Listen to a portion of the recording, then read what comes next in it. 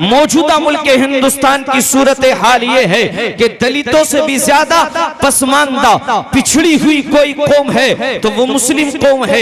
Education के मामले में, तालीम के मामले में, शिक्षा के मामले में, यहाँ तक के सच्चर कमेटी ने 7000 सफ़हात पर रिपोर्ट तैयार की, रिपोर्ट तश्कील दी कि मौजूदा मुल्क हिंदुस्तान की सूरत हाल ये है कि दलितों से भी ज्यादा पसमानदा पिछड़ी हुई कोई कौम है तो वो मुस्लिम कौम है। ये उस कौम की कंडीशन है जिस कौम के पैगंबर पर पहली वही नाजिल हुई थी। ऐ महबूब, कुरान की सबसे पहली आयत मुबारका उतरी थी, पढ़िए उस रब के नाम से जिस रब ने आपको पैदा किया है। लेकिन आज मुल्क हिंदुस्तान के अंदर दलितों से भी ज्यादा पसमानदा कोई पिछड़ी हुई कोई कौम है, वो मुस्लिम कौम है। जिस कौम के असलाफ कहते रहे माँ की गोद से लेकर के लहद तक, कब्र तक इल्म हासिल करो, जिस कौम से कहा गया इल्म दीन हासिल करो गर्चे तुमको चीन जाना पड़े, ये आज उस कौम की जहालत है, ये आज उस कौम की कंडीशन है, ये आज उस कौम की कैफियत है। अल्लाह अकबर कबीरा। आज मुस्लिम कौम के हालात क्या है, मुस्लिम कौम की कंडीशन क्या है, हमारे अलमिये क्या है। आज हमारी बस्ती के अंदर, आज हमारे शहरों के अंदर, आज हमारे देहात के अंदर हमारी कौम का बच्चा जिसके पास पढ़ने जाने के लिए किताब नहीं, जिसके पास पढ़ने जाने के लिए स्कूल बैग नहीं, जिस कौम के बच्चे के पास पढ़ने जाने के लिए किताबें दस्तयाब ना हो, किताबें मौजूद ना हो, आज वो कौम 30 से 40 लाख रुपया, 20 से 30 लाख रुपया, 40 से 50 लाख रुपया शादियों के नाम पर, फजूल खर्ची के नाम पर तबाह बर्बाद कर दिया करती है।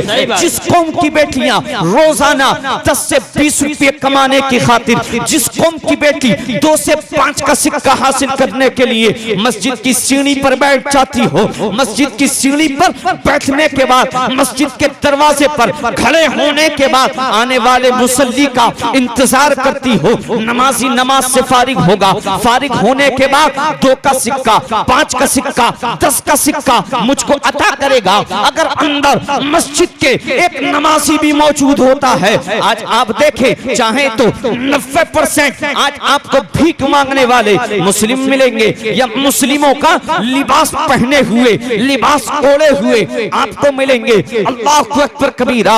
ये किस कौम की कंडीशन है, ये किस कौम की हालत है, ये किस कौम की बेटी है। अगर एक नमाजी भी अंदर मौजूद होता है, वो बेटी मस्जिद के दरवाजे पर खड़े हुए, मस्जिद की सीढ़ियों पर खड़े हुए आने वाले नमाजी का इंतजार करती है। और देते क्या है हम मांगने वाले को? 2 का सिक्का, 5 का सिक्का, 10 का सिक्का, इससे ज्यादा मांगने वाले को हम दिया भी नहीं करते हैं। उस कौम की एक जानिब कंडीशन ये है, एक जानिब जिस कौम का बच्चा 100 से 200 रुपये कमाने की खातिर अगियार के चाय के होटलों पर अगियार के झूठे गिलासों को साफ करता हो, जिस कौम का नौजवान 10 से 12,000 रुपये मंथली कमाने की खातिर महाना हासिल करने के लिए अगियार के होटलों पर अगियार के बर्तनों को साफ करता हो, अगियार की झूठी प्लेटों को धोता हो, वो कौम 30 लाख रुपया, वो कौम 40 लाख रुपया, वो कौम 50 लाख रुपया, वो कौम चादर और घाघर के नाम पर 5,000 रुपये की चादर मजार शरीफ पर पेश किया करती है। जिस कौम की बेटी के पास सर्दी के मौसम में सर ढकने के लिए चादर मौजूद ना हो, जिस कौम के बच्चे के पास स्कूल जाने के लिए किताबें मौजूद ना हो, जिस कौम के बेटे के पास स्कूल का बैग मौजूद ना हो, वो कम 5,000 रुपये चादरों के नाम पर, भागरों के नाम पर, अगरबत्तियों के नाम पर पेश कर दिया करती है। तालीमात आला हजरत को बदनाम करने वालों, मसलक के आला हजरत पर अनुष्ठान करने वालों, सुनो क्या है मसलक के आला हजरत। अगर मजार शरीफ पर एक चादर मौजूद हो तो जब तक के वो चादर पोशीदा ना हो जाए, वो चादर फट ना जाए, दूसरी चादर का चढ़ाना जायज नहीं। जब तक के पोशीदा ना हो जाए, वो चादर फट ना जाए, इसलिए इन चादरों को चढ़ाना, पेश करना आप बंद करें। आप कहेंगे कासिम रजा मंजरी, फिर हम क्या करेंगे? अल्लाह अकबर कबीरा। तो इस जश्न दस्तार बंदी के मौके से मैं आपको पैगाम देना चाहता हूँ, मुल्क के मौजूदा हालात को आप समझने की कोशिश करें, मुल्क के मौजूदा संगीन हालात को आप समझने की कोशिश करें। इसी पैसे से आप अपने बच्चे के हाथ में कलम का पावर थमा दें, आप अपने बच्चे के हाथ में कलम की ताकत थमा दें, वरना वो दिन दूर नहीं है। आप सुनते नहीं हैं, मुल्क हिंदुस्तान में बातें की जाती हैं जिस तरीके से हमारे बच्चे को, हमको आतिश के नजर किया जाता है, आग के हवाले किया जाता है। इन मुसलमानों को भी आग के हवाले करना चाहिए। ये मुल्क हिंदुस्तान की जमीन पर कब्जा किया करते हैं, वरना वो दिन दूर नहीं है जिस वक्त बेटे की नजरों के सामने बाप का लाशा पड़ा हुआ होगा, लेकिन बेटा इतना मजबूर होगा कि अपने बाप के लिए 2 गज जमीन का इंतजाम नहीं कर पाएगा। लेकिन अल्लाह की कसम, अगर तुमने अपने बच्चों को पढ़ा दिया,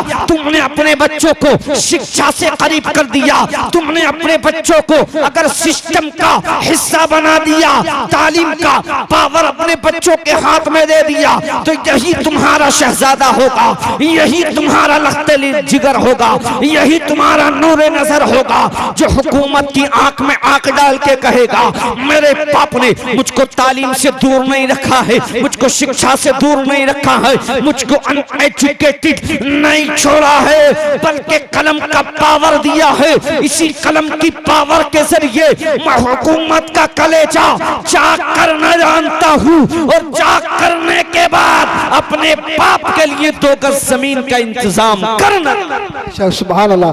नारे तकबीर, नारे तकबीर, नारे रिसालत, मसलके आला हज़रत, जश्न दस्तार बंदी। आधी रोटी खाइए मगर बच्चों को पढ़ाइए। रोना रोते हैं हम अपने हालात पर, सिस्टम का हिस्सा बनना सीखें। अल्हम्दुलिल्लाह इस साल जो सिविल सर्विस के एग्जाम में अल्हम्दुलिल्लाह यूनियन पब्लिक सर्विस कमीशन में 51 मुस्लिम बच्चे और बच्चियों ने इसको क्रैक किया है, और आजादी के बाद से फर्स्ट टाइम इतने बच्चों ने उसको पास किया है। जब हम सिस्टम का हिस्सा बनेंगे, तालीमी मैदान में हम आगे बढ़ेंगे, तालीमी मैदान में हम जब परचम लहराएंगे, तो फिर हम नहीं रोएंगे कि फला केस हमारे खिलाफ चला गया। उस जगह पर खुद भी पहुंचने की कोशिश करो। बाद में रोना रोते हैं फला केस हमारे खिलाफ हुआ है, फला मामला हमारे खिलाफ हुआ है। आज हमारी कौम के नौजवान के पास आप देखें 10 से 12 घंटे सोशल अकाउंट्स के जरिए हम अपनी जवानी को बर्बाद कर दिया करते हैं। कहीं ट्विटर के जरिए, कहीं FB के जरिए, कहीं इंस्टा के जरिए, कभी किसी के जरिए, कभी किसी के जरिए। आज आप देखें अक्सर मुस्लिम महल्लों के अंदर आप जाकर के देखें, मुस्लिम नौजवान आपको सिर्फ सोशल अकाउंट्स के जरिए अपनी जवानी को बर्बाद करते हुए मिलेंगे। हालात क्या है आप खुद देख रहे हैं, तालीम के मामले में, एजुकेशन के मामले। दूसरी तरफ आप अगियार की जानिब जाएंगे तो उनके बच्चे घरों से बाहर निकलकर चौराहों पर बैठकर आपको कभी मोबाइल के जरिए अपनी जवानी को बर्बाद करते हुए नहीं मिलेंगे। यहाँ मुस्लिम कौम के नौजवान रात के 1-1 बजे तक, रात के 2-2 बजे तक, रात के 12-12 बजे तक आपको अपनी जवानी बर्बाद करते हुए मिलेंगे। फिर उसके बाद में हम रोना रोते हैं, फिर उसके बाद में हम बातें करते हैं। ये जरूरी नहीं कि अगर हम सरकारी नौकरी पाएंगे तभी इल्म हासिल करेंगे।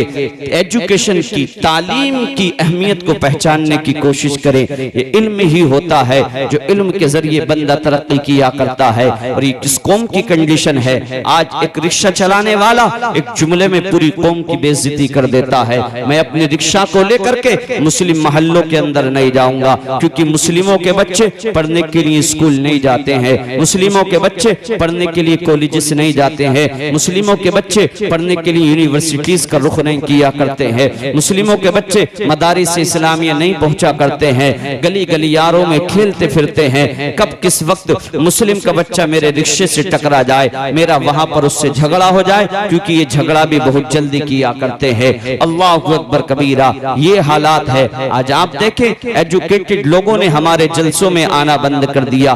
कितने आप में ऐसे होंगे, इल्ला माशाल्लाह कोई होगा जो पोस्ट ग्रेजुएट किया हुआ होगा, जो इस तरीके की डिग्रियों को हासिल किए हुए होगा। लेकिन आप दूसरी जानिब देखें, आज हमारा नौजवान 10-12 साल का होता है, 18-20 साल का होता है, जहनियत पैसे की जानिब चली जाती है। किस तरीके से भी कुछ न कुछ पैसा हासिल करने के जराए हासिल करने के लिए वो कुछ न कुछ जुगाड़ करने की कोशिशें करने लगता है। लेकिन हम तालीम से बहुत दूर होते चले जा रहे हैं। लेकिन हालात ये हैं मेरे भाइयों, आधी रोटी खाएं मगर बच्चों को जरूर पढ़ाएं। 8 घंटा काम करते हैं आप 10 घंटा काम करें, 10 घंटा काम करते हैं 12 घंटा आप काम करें, 12 घंटा मजदूरी करते हैं किसी तरीके से भी, लेकिन बच्चों को तालीम से करीब करें। क्या समझते हैं आप कि आप कुरान नहीं पढ़ेंगे माज़अल्लाह कुरान के मजहब को मिटा दिया जाएगा या कुरान को मिटा दिया जाएगा?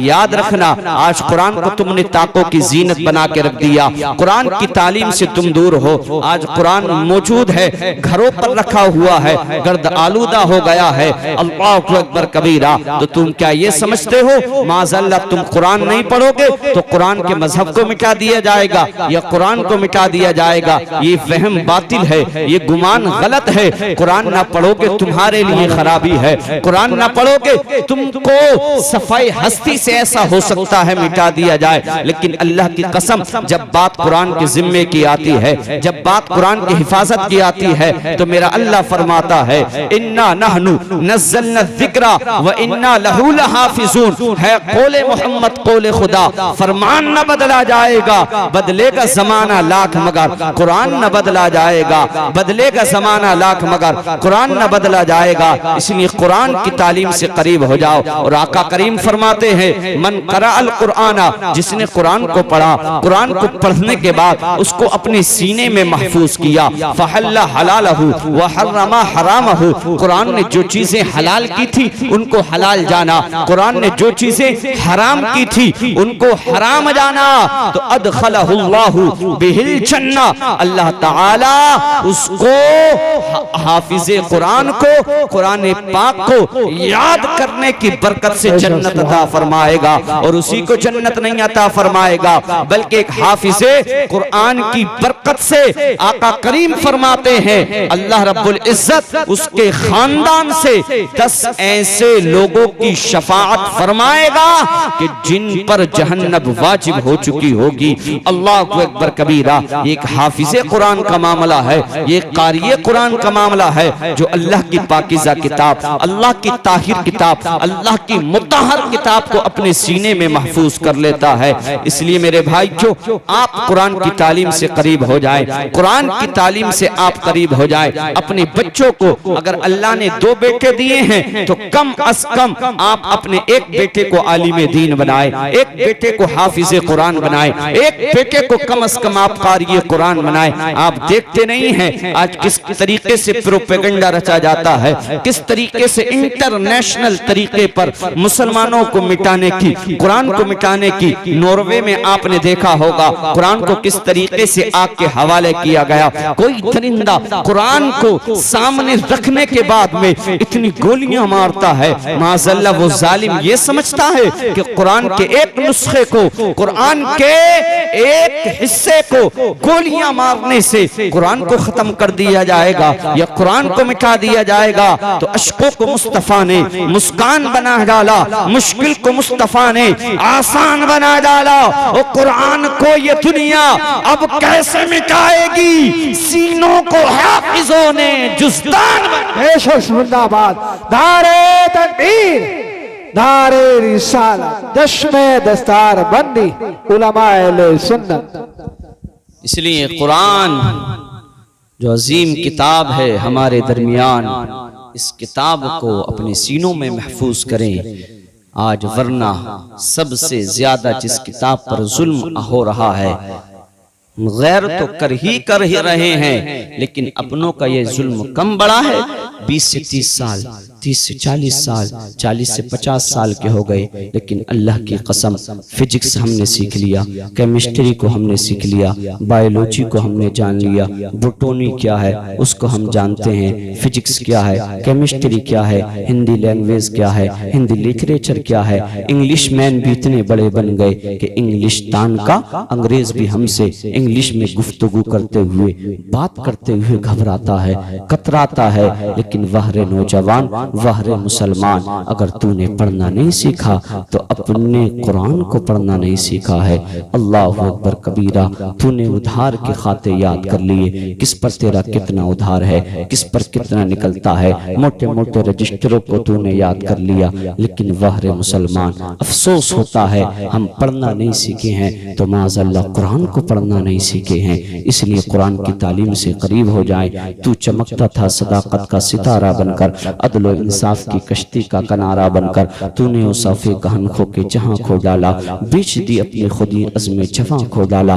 क्या मिला अज़मत इस्लाम को रुसवा करके, चंद टुकड़ों के लिए दीन का सौदा करके। है मुसलमान तो शान मुसलमानी ला, अहले ईमान है तो किरदार भी ईमानी ला। व आखिरु दावाना अनिल हम्दुलिल्लाहि रब्बिल आलमीन, अस्तगफिरुल्लाह रब्बी मिन कुल्ली ज़ंबिन व अतूबु इलैह। सभी हज़रात कलमे तय्यबा पढ़ें, ला इलाहा इल्लल्लाहु मुहम्मदुर रसूलुल्लाह सल्लल्लाहु तआला अलैहि वसल्लम। इंशाअल्लाह कोई उठकर नहीं जाएगा, मुफ्ती साहब